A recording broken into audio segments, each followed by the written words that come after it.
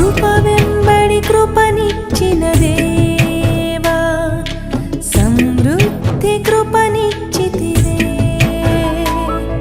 నీ కృప సమృద్ధి కృప, నీ కృప సమృద్ధి కృప. దేవుని నామానికి మహిమ కలుగును గాక. ప్రియులారా, జీవము కలిగిన యేసుక్రీస్తు నామములో శుభములు మీకు తెలియజేస్తూ దేవుని మాటలు వినటానికి కొరకై మరొకసారి ప్రేమతో మిమ్మల్ని ఆహ్వానిస్తూ ఉన్నాం. దేవుడు తన మహాకృపను మన పట్ల చూపి ఈ అవకాశాన్ని ఇచ్చినాడు. శ్రద్ధగా ఆలకించి ఆత్మీయ మేలు పొందుదాం. ఈ దినం కొరకై అపోస్తలుడైన పౌలు ఫిలిప్పీలకు రాసిన పత్రిక 4వ అధ్యాయం 17 నుంచి 21 వరకు ఉన్నటువంటి దేవుని మాటలు మనము చదువుకుందాం. సహోదరులారా, మీరు నన్ను పోలి నడుచుకునుడి. మేము మీకు మాదిరి అయి ఉన్న ప్రకారము నడుచుకుని వారిని గురిపెట్టి చూడుడి. అనేకులు క్రీస్తు శిలువకు శత్రువులుగా నడుచుకొనుచున్నారు. వీరిని గూర్చి మీతో అనేక పర్యాయములు చెప్పి ఇప్పుడు ఏడ్చుచూ చెప్పుచున్నాను. నాశనమే వారి అంతము, వారి కడుపే వారి దేవుడు. వారు తాము సిగ్గుపడవలసిన సంగతులమి యందు అతిశయపడుచున్నారు. భూ సంబంధమైన వాటి యందే మనస్సుంచుచున్నారు. మన పౌరస్థితి పరలోకమందున్నది. అక్కడ నుండి ప్రభు అయిన యేసుక్రీస్తు అను రక్షకుని నిమిత్తము కనిపెట్టుకొని ఉన్నాం. సమస్తమును తనకు లోబరుచుకున జాలిన శక్తిని బట్టి ఆయన మన దీన శరీరమును తన మహిమగల శరీరమునకు సమరూపము గల దానిగా మార్చును. ప్రేమగల దేవా, ఈ మాటలను మాకు అర్థమవుతున్నట్టుగా మీరే బోధించండి. మా రక్షకుడవు, మా నాయకుడవు, మా కాపరి, మా బోధకుడవు మీకే మమ్మల్ని అప్పచెప్పుకొనొచ్చు. యేసు నామములో ప్రార్థించి వేడుకొంచున్నాము తండ్రి, ఆమేన్. ప్రియులారా, అపోస్తలుడైన పౌలు తాను క్రీస్తు యేసు చేత పట్టబడి క్రీస్తు యేసు పరిచారకుడుగా అనేక సంఘములను స్థాపిస్తూ అనేకులను ప్రభు దగ్గరికి నడిపిస్తూ మరి సాగుతున్న సమయంలో మరి ఫిలిప్పీ సంఘానికి ఆయన ఉత్తరం రాస్తున్నాడు. ఆయన ఉత్తరం రాస్తూ అద్భుతమైన సంగతులను ఆయన జ్ఞాపకం చేస్తూ ఉన్నాడు. అదేంటంటే, సహోదరులారా, మీరు నన్ను పోలి నడుచుకోండి. అంతేకాకుండా మేము మీకు మాదిరి అయి ఉన్న ప్రకారము నడుచుకుని వారిని గురిపెట్టి చూడుడి. ఇక్కడ మాదిరిని ఆయన జ్ఞాపకం చేస్తూ ఉన్నాడు. మాదిరి అనేక సార్లు మనం ఏం చేస్తామంటే ఇతరులను మనము మోడల్ రోల్గా పెట్టుకుని ఉంటాం. లోకంలో ఉన్నటువంటి వ్యక్తులను అందంగా అలంకరించుకున్న వారిని చూసి మనం కూడా అలంకరించుకోవటానికి ఇష్టపడతాం. లోకంలో మనుషులు మాట్లాడినట్లుగా మనం కూడా మాట్లాడాలని అనుకుంటాం. లేక కొంతమంది భక్తుల అనుభవాలను చూసి మనం కూడా భక్తిగా జీవించాలని అనుకుంటాం. మంచిదే. అయితే ఇక్కడ చూసేటప్పుడు పౌలైతే తాను ఏం చెప్తున్నాడంటే, నన్ను చూసి మీరు నేర్చుకోండి, నన్ను మాదిరిగా ఉంచుకోండి అంటా ఉన్నాడు. ఏంటి, ఆయన తను తాను హెచ్చించుకుంటున్నాడా? కానే కాదు. ఆయన కొరింథీయులకు రాస్తూ తన మొదటి పత్రికలో 11వ అధ్యాయంలో మొదటి వచనం చూసినట్లయితే ఏమంటున్నాడంటే, నేను క్రీస్తును పోలి నడుచుకొనుచున్నట్లు అన్న మాట అక్కడ మనకు కనిపిస్తుంది. గమనించండి, ఆ మాట నేను చదివి వినిపిస్తాను. కొరింథీయులకు రాసిన మొదటి పత్రిక 11వ అధ్యాయము. నేను క్రీస్తును పోలి నడుచుకొనుచున్న ప్రకారము మీరును నన్ను పోలి నడుచుకోండి. మనందరికీ మాదిరి క్రీస్తు. యేసు క్రీస్తు ప్రభుల వారు మనకు మాదిరి అయి ఉన్నాడు. అనేక విషయాల్లో ఆయన మాదిరి. ప్రార్థన చేసే విషయంలో ఆయన మాదిరి. ఆయన పెందల కడనే లేచి ఆయన ప్రార్థన చేస్తున్నాడట. ఆయనకెందుకు ప్రార్థన? ఆయనే దేవుడైనప్పుడు. అయితే ఆయన శరీరధారిగా ఉన్నాడు. అంతేకాకుండా మన మధ్య నివసిస్తున్నాడు కనుక మనకు మాదిరిగా ఉండటానికి కొరక, మనకు నేర్పించటానికి కొరకై యేసుక్రీస్తు ప్రభుల వారు పెందల కడనే లేచి చాలా రాత్రి వరకు ఆయన ప్రార్థన చేస్తున్నాడు. రాత్రి అంతయు ప్రార్థన చేస్తున్నాడు, పగలంతయు అద్భుతాలు, బోధలు, సూచక్రియలు ఆయన జరిగిస్తూ ఉన్నాడు. ఈనాడు మనము ఎందుకు మన మధ్యలో అద్భుతాలు జరగడం లేదు, ఎందుకు మన మధ్యలో సూచక్రియలు జరగడం లేదు అంటే ఒకటే కారణము, నీవు ప్రార్థన చేసేవాడుగా లేవేమో అని ప్రభువు మనల్ని గుర్చి ఆయన జ్ఞాపకం చేస్తూ ఉన్నాడు, హెచ్చరిస్తూ ఉన్నాడు. ప్రార్థన చేసే అనుభవం మనకు ఉండాలి. యేసుక్రీస్తు ప్రభుల వారు ప్రార్థన చేసే అనుభవాన్ని కలిగి ఉన్నాడు. అంతేకాకుండా యేసుక్రీస్తు ప్రభుల వారు దేవుని చిత్తమును జరిగించు వాడై ఉన్నాడు. తండ్రి చిత్తాన్ని నెరవేర్చటమే నాకు ఆహారము అని ఆయన అంటా ఉన్నాడు. శిష్యులు ఆయనకు ఆహారం తీసుకుని వచ్చి, అయ్యా భోంచేయి అంటే ఆయన అంటా ఉన్నాడు, మీకు తెలియని ఆహారం నాకు దొరికింది, నేను తిన్నాను. దేవుని చిత్తము జరిగించుటే నాకు ఆహారము. ఇదే మాట దావీదు భక్తుడు కూడా అన్నాడు, ప్రభువా నీ చిత్తము నెరవేర్చుట నాకు సంతోషము. 40వ కీర్తనలో మనకు ఆ మాటలు కనిపిస్తాయి. దేవుని చిత్తమును జరిగించుట ఆయన కలిగి ఉన్నాడు. కాబట్టి యేసుక్రీస్తు ప్రభుల వారు దేవుని ఉద్దేశములు నెరవేర్చే విషయంలో మనకు మాదిరి అయి ఉన్నాడు. అంతేకాకుండా ఆయన క్షమించుటకు మాదిరి. ఆయన అనేకులను క్షమించినాడు. తన్ను హింసించిన వారి కొరకు ఆయన ప్రార్థన చేసినాడు. ఆయన చేతులలో మేకులు కొడుతున్నారు. యేసుక్రీస్తు ప్రభుల వారి యొక్క కాళ్ళలో మేకులు, కొరడా దెబ్బలు, బల్లెపోటు పొడిచినప్పుడు ఆయన్ను సిలువకు వేలాడగొట్టినప్పుడు యేసు ఇట్లా చెప్తా ఉన్నాడు, తండ్రి వీరేమి చేయుచున్నారో వీరు ఎరుగరు కనుక వీరిని క్షమించు అంటా ఉన్నాడు. అంటే తన్ను హింసించు వారి కొరకు కూడా ఆయన వారిని క్షమించటానికి ఆయన సిద్ధంగా ఉన్నాడు. కొండ మీద ప్రసంగంలో మొట్టమొదటి శర్మన్లో ఆయన చెప్తున్న మాట ఏంటంటే, మీ శత్రువులను ప్రేమించుడి, మిమ్మల్ని హింసించు వారి కొరకు మీరు ప్రార్థన చేయుడి. ఎలాంటి బోధలు, ఎలాంటి మాదిరి ఆయన కలిగి ఉన్నాడు. నీవు నేను కూడా అలాంటి మాదిరి కలిగి ఉండాలని ప్రభు కోరుతా ఉన్నాడు. మనల్ని హింసించు వారి కొరకు మనం ప్రార్థన చేయాలట. క్షమించే విషయంలో మనం యేసుక్రీస్తు మాదిరిని అనుసరించాల.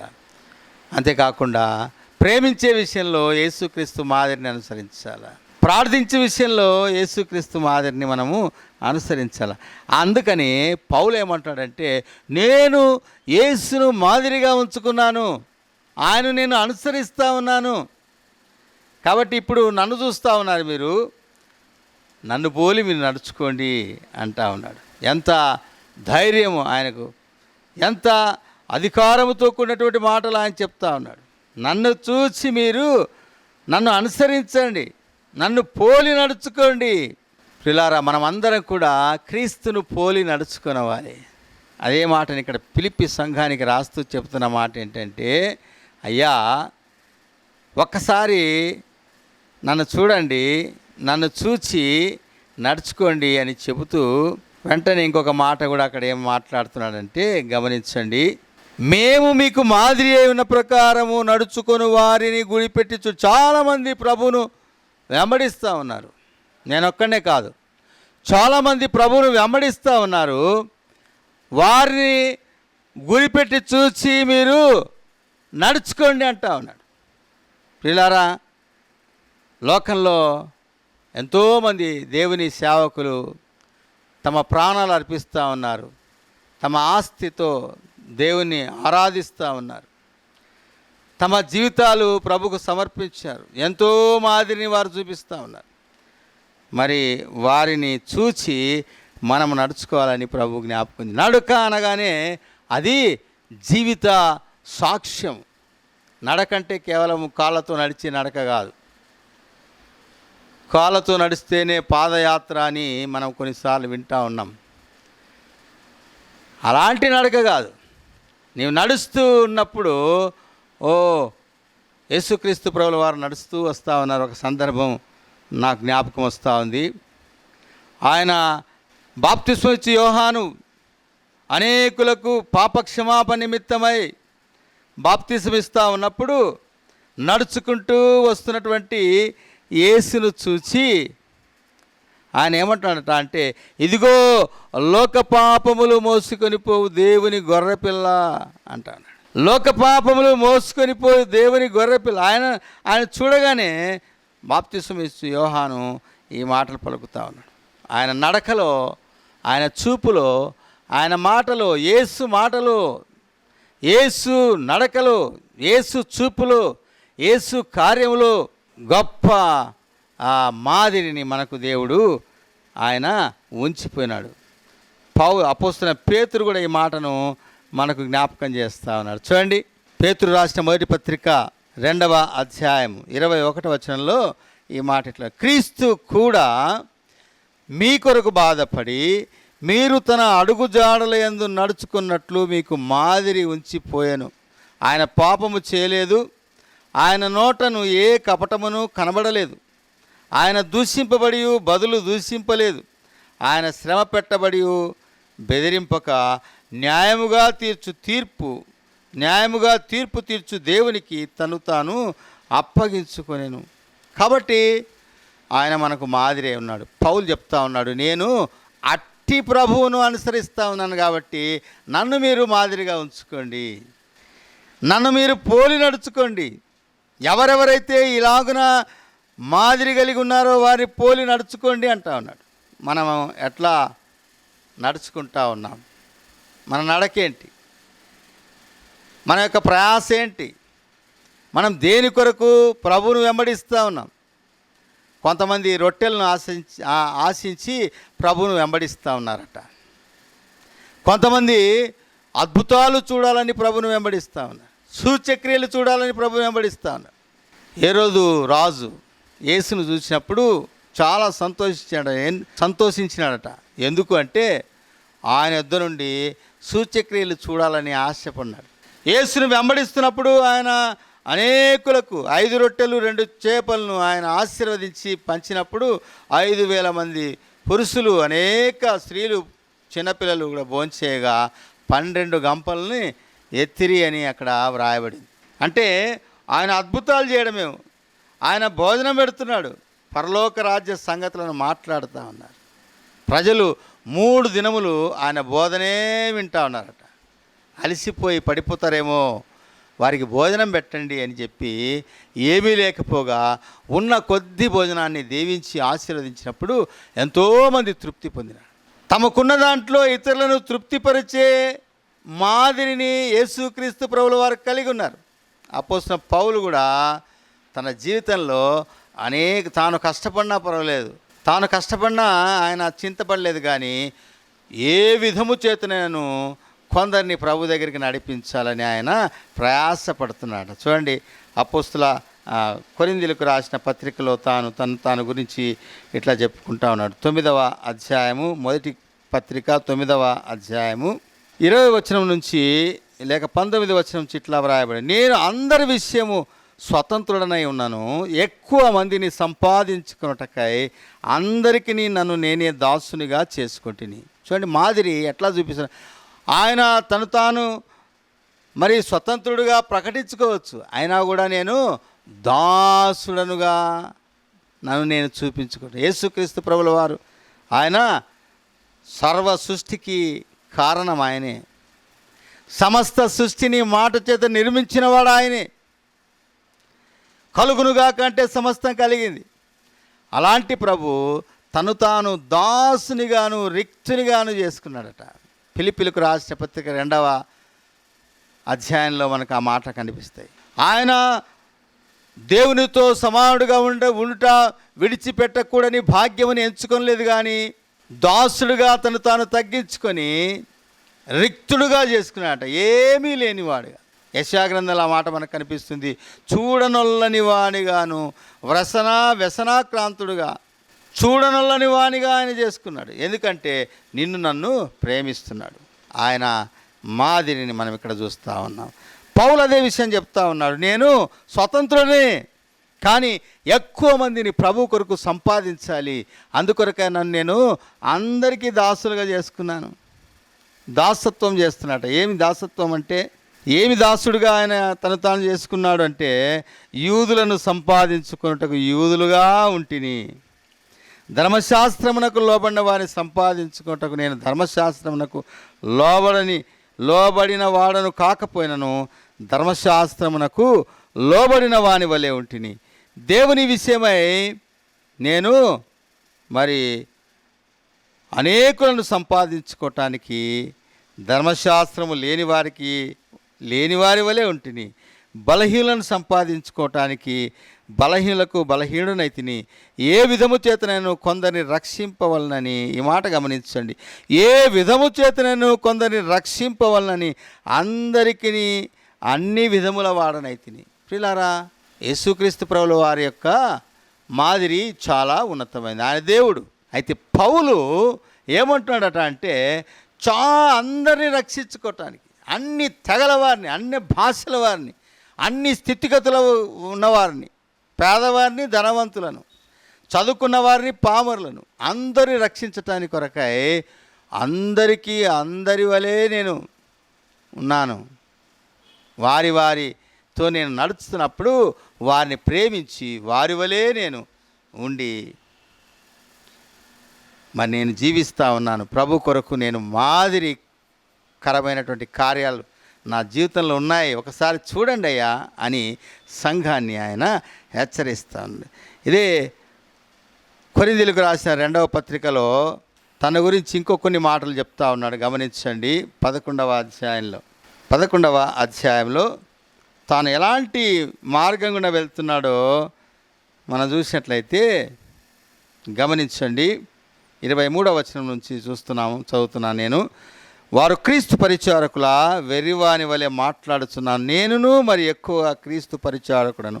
మరి విశేషంగా ప్రయాసపడి తిని అనేక పర్యాయములు చెరసాల్లో ఉంటిని, అపరిమితముగా దెబ్బలు తింటిని, అనేక మార్లు ప్రాణాపాయాల్లో ఉంటిని, యూదుల చేత 5 మారులు 1 తక్కువ 40 దెబ్బలు తింటిని, 3 మారు బెత్తములతో కొట్టబడి తిని, ఒకసారి రాళ్లతో కొట్టబడి తిని, 3 మారు ఓడ పగిలి శ్రమపడి తిని, ఒక రాత్రింబవళ్ళు సముద్రములో గడిపి తిని, అనేక పర్యాయములు ప్రయాణంలోనూ, నదుల వలనైన ఆపదల్లోనూ, దొంగల వలనైన ఆపదల్లోనూ, నా స్వజనుల వలనైన ఆపదల్లోనూ, అన్య జనుల వలనైన ఆపదల్లోనూ, పట్టణముల్లో ఆపదల్లోనూ, అరణ్యములో ఆపదల్లోనూ, సముద్రములో ఆపదల్లోనూ, అంతేకాకుండా కపట సహోదరుల వలని ఆపదల్లోనూ ఉంటిని. ప్రయాసముతోనూ కష్టములతోనూ, తరచుగా జాగరణములతోనూ, ఆకలి దప్పులతోనూ, తరచుగా ఉపవాసములతోనూ, చలితోనూ, దిగంబరత్వంతోనూ ఉంటుంది. ఇంకనూ చెప్పవలసిన అనేకములు ఉన్నాయి. ఇవన్నీ ఎందుకోసం ఆయన చేశాడంటే క్రీస్తును పోలి నడుచుకునే ఆ మార్గంలో, క్రీస్తును పోలి నడుచుకోవాలని తాను నడుస్తున్నటువంటి పరిస్థితుల్లో ఇవన్నీ అడ్డం వచ్చినాయి. అయితే క్రీస్తు వలె ఉండటానికి కొరకై ఇవన్నిటినీ సహించినానంటా ఉన్నాడు. ఏ విషయాలు, చాలా విషయాలు. నా దెబ్బలు తిన్నాడు, దిగంబరిగా ఉన్నాడు, ఆకలి దప్పులతో ఉన్నాడు. అంతేకాకుండా సొంత జనులతోనూ కపట సహోదరులతోనూ వేదన పొందినాడు. ఆయనను అపహసించిరి. యేసుక్రీస్తు ప్రభుల వారిని అపహసించినారు, పౌలును కూడా అపహసించినారు, హింసించినారు, రాళ్లతో కొట్టినారు, ఈడ్చినారు. పిల్లారా, ఇవన్నీ మనం అనుభవించగలుగుతామా?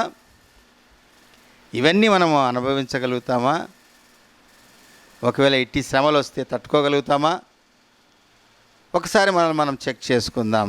అయితే ఒకటి మనం చేయాలి, అదేంటంటే సిలువకు నేరుగా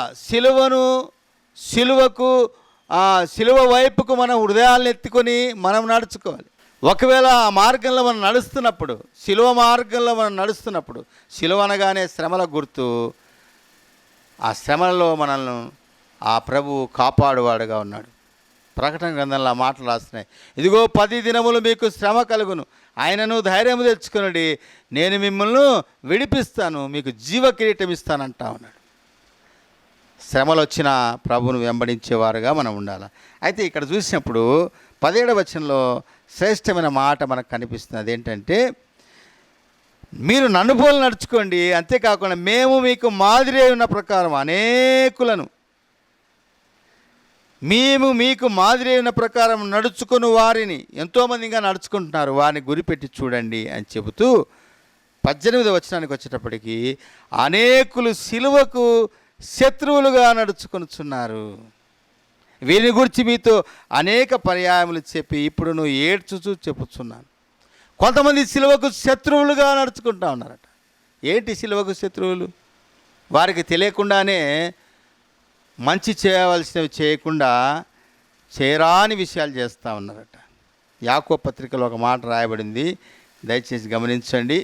4వ అధ్యాయము 17వ వచనంలో ఈ మాట రాయబడింది. కాబట్టి మేలైనది చేయనెరిగియు అలాగూ చేయని వానికి పాపము కలుగును. ప్రభు అనేక మేళ్లను మనకు చేసినాడు, అనేక మాదిరులు మనకు ఉంచిపోయినాడు, తన శిష్యులను మనకు మాదిరిగా ఉంచినాడు, అనేక సంగతులు ఈ గ్రంథంలో పొందుపరిచి మనకిచ్చినాడు. వాటి ప్రకారం మనము నడుచుకోకుండా ఉంటే శిలువకు శత్రువులము అని మనం పిలువబడతాం. మొట్టమొదటిగా చెప్పుకున్నాం, యేసుక్రీస్తు ప్రభుల వారు ప్రార్థనలో మనకు మాదిరి అని. కదండి, మనము ఒకవేళ మన సొమ్మును దానం చేయలేకపోవచ్చు, ఎందుకంటే మనకే కొరతలో, మనకే తక్కువగా ఉంది. ఉన్నవారు దానం చేయాల్సిందే. ఒకవేళ అరాకొర ఉన్నటువంటి స్థితిలో మనం ఏం చేయలేము. అయితే ప్రార్థన నీవు చేయగలుగుతావు. ఆయన అక్కడ ఒక మాట రాయబడింది ఏంటంటే యాకోబు పత్రికలో 4:17లో మేలైనది చేయనెరిగియు దానిని చేయని వారికి పాపము కలుగును. చూడండి, యేసుక్రీస్తుని వెంబడిస్తున్నటువంటి మనము పాపానికి అప్పజెప్పుకుంటే ఎంత భయంకరం కదా. పాపము నుంచి విడిపించబట్టానికే యేసు దగ్గరికి వచ్చినాము. ఆయన మన పాపం నిమిత్తమై మరణం పొంది, మరి శ్రమ పొంది, రక్తం గార్చి మనల్ని విమోచించటానికి కొరకే తిరిగి లేచినాడు. పునరుత్థాన శక్తితో మనల్ని నింపటానికి ఇష్టపడినాడు. మరి అలాంటి ప్రభువును వెంబడిస్తున్న మనము, అట్టి పేరును కలిగి ఉన్నటువంటి మనము ఏం చేయాలట? ప్రార్థన చేసే విషయంలో మనము మాదిరి కలిగి ఉండాలి అని జ్ఞాపకం చేస్తాను. సిలువకు శత్రువులుగా కాదు, సిలువకు మిత్రులుగా ఉండాలి. అనేకులను సిలువ యొద్దకు నడిపించాలి.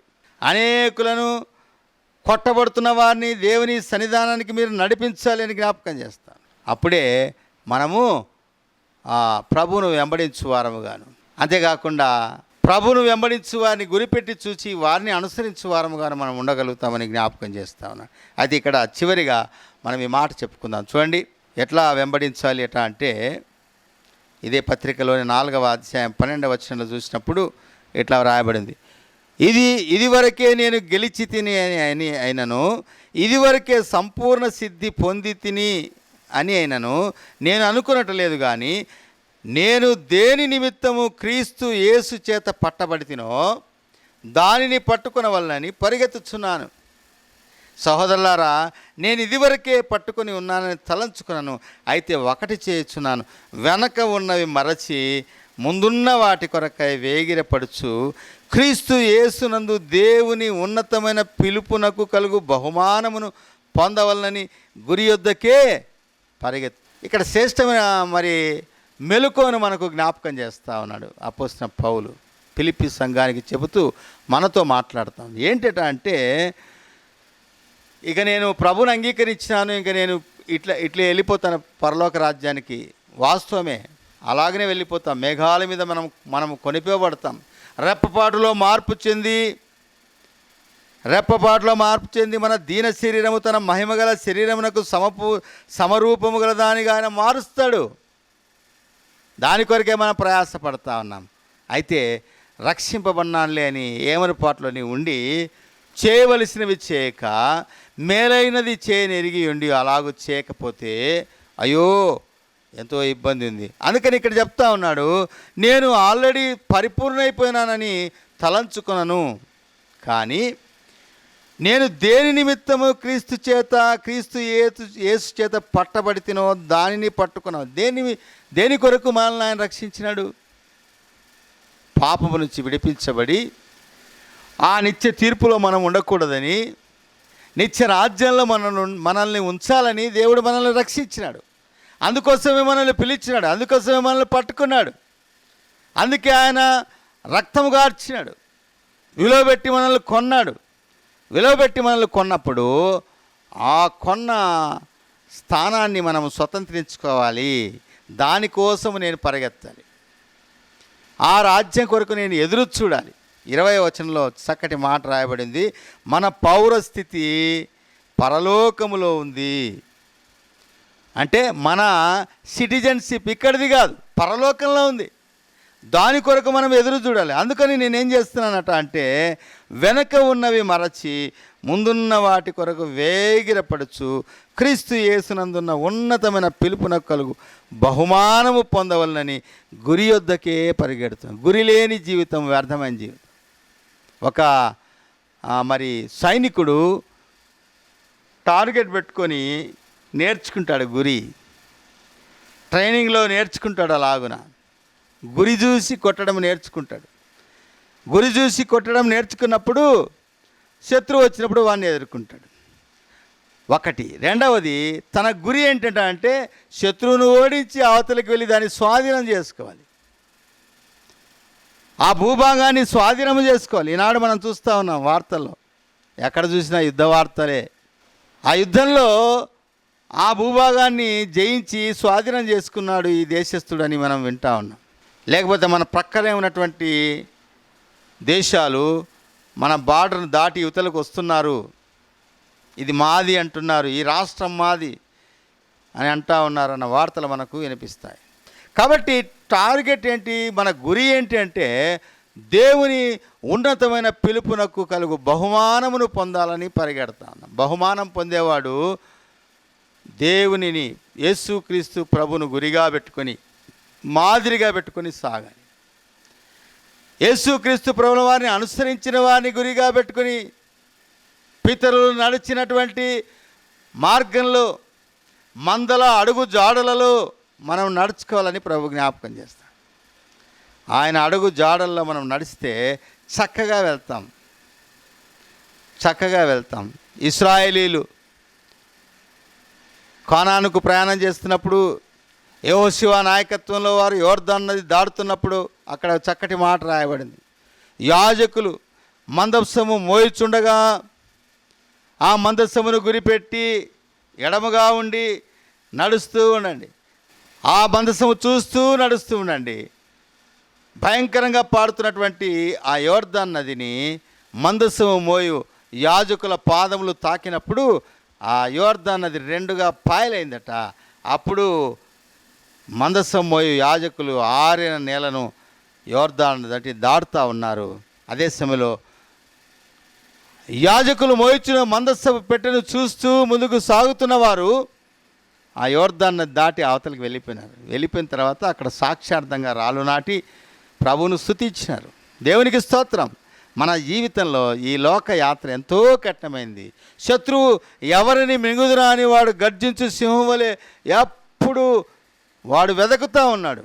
ఇలాంటి సమయంలో నేను ఎట్లా అంటే ప్రభువును మాదిరిగా ఆయన అడుగు జాడల్లో మనం నడుచుకోవాలి. ఆయనను చూచి ఆయనను పోలి నడుచుకున్న వారి మార్గాల్లో మనము వెళ్ళాలని ప్రభు జ్ఞాపకం చేస్తాం. అదే విషయాన్ని ఇక్కడ చెప్తున్నాడు. మీరు నన్ను పోలి నడుచుకోండి సహోదరులారా, మేము మీకు మాదిరి ఉన్న ప్రకారము నడుచుకుని వారిని గురిపెట్టి చూడు. ఒకవేళ నీవు అలాంటి స్థితిలో ఉన్నట్లయితే దేవునికి స్తోత్రం. ఒకవేళ నేను కూడా రక్షించబడినాను లేని ఈ లోకంలో నేను సాగుతున్నట్లయితే లోక సంగతుల వైపే భూ సంబంధమైన వాటి మీదనే మనసు పెట్టుకొని సాగుతున్నట్లయితే ఒక దినం మనం వెనకబడే ప్రమాదం ఉంది. అందుకని ప్రభు చెప్తా ఉన్నాడు, గురిపెట్టి చూచి నన్ను పోలి నడుచుకోండి, క్రీస్తును పోలి నడుచుకోండి. నేను క్రీస్తును పోలి నడుచుకుంటున్నాను. శ్రమలు వచ్చినా హింసలు వచ్చినా నేను దాటుకొని వెళ్తున్నాను అంటా ఉన్నాడు పౌలు. మరి నీవెట్లా ఉన్నావు? కొంచెం శ్రమలు వస్తే ఆగిపోతున్నావా? మందిరానికి రాకుండా చిన్న చిన్న విషయాల్ని సాకులుగా పెట్టుకొని నీవు దేవుని మందిరాన్ని లేక దేవుని ఘనపరచకుండా ఉన్నావా? చిన్న చిన్న సమస్యలనే నీవు పెద్దదిగా చూపించి నష్టపెడుతున్నావా? లేక నిన్ను బట్టి సంఘం నష్టపోతూ ఉందా? నీ నడక, నీ మాదిరి సంఘానికి క్షేమాన్ని కలిగించడం లేదా? అలాంటి పరిస్థితిలో ఉన్నట్లయితే ఈ దినాన్న ప్రభు నీతో మాట్లాడుతూ ఉన్నాడు. సరి చేసుకో, ప్రార్థన చేయి, వాక్యం ప్రకటించు. ఓ సంఘమునకు మేలుకరంగా జీవించు. అప్పుడు బహుమానము నీ కొరకై కాచుకుని ఉన్నది. బహుమానం కొరకు నీవు ఎదురు చూస్తూ ఉన్నావు. వెనకున్నవి మరచి ముందున్న వాటి కొరకై వేగిరిపడు. గురి యొద్దకే పరిగెత్తు అని ఆయన జ్ఞాపకం చేస్తాను. ఇలాంటి శ్రేష్టమైన భాగ్యం దేవుడు మనందరికీ అనుగ్రహించి ఆయన రాకడ కొరకు మనల్ని సిద్ధపరచునుగాక. 21వ వచనంలో మనం చదువుతున్నాము, సమస్తమును తనకు లోబరుచుకున్న జాలిన శక్తిని బట్టి ఆయన మన దీన శరీరములను తన మహిమగల శరీరమునకు సమరూపము గల దానిగా మార్చును. ఆయనే మారుస్తాడు, ఆయనే మహిమనిస్తాడు. మహిమగల ప్రభువుకు మనం అప్పచెప్పుకుందాం. ప్రేమగల మన ఆయన ఈ మాటలు దీవించండి, ఆశీర్వదించండి. అనేకులను మా తని మా నాయన మీరు దర్శిస్తున్నారని నమ్ముచున్నాం ప్రభు. పరిశుద్ధాత్ముడ మీరే కార్యం జరిగించి మేము పొందండి, మేలు కలిగించండి, ఆశీర్వదించండి, స్థిరపరచండి. యేసుక్రీస్తు నామములో ప్రార్థించి స్తుతించి వేడుకొంచుతున్నాం తండ్రి. ఆమేన్, ఆమేన్. నీ కృపా